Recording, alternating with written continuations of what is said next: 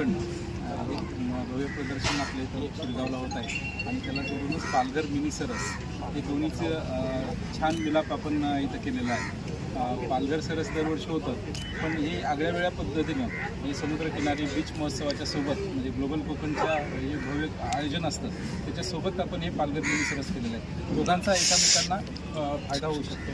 इकडे येणारे नागरिक आहेत तेच इकडेही आकर्षित होतील आणि ग्लोबल कोकणसाठी येणारे सगळे नागरिक आहेत ते सगळे मिनी सरससाठी उपयोगी पडतील असं दोन्हीचा मिलाप केलेला आहे।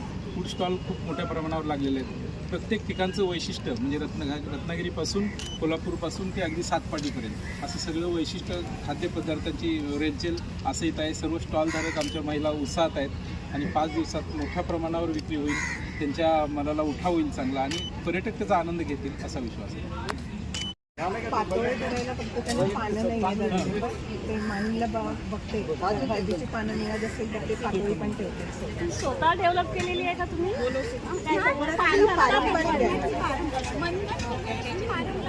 पारंपरिक आहे। पण मग पूर्वी कसं करायचं ते? असं घरात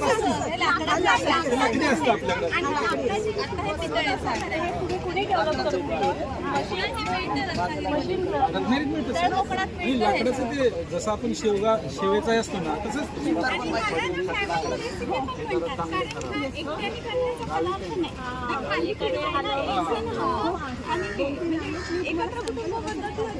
तेव्हा ते जास्त कम्युनिटी कुकिंग किती सुंदर आहे बरं का। मला मी पहिला चम्मच द्या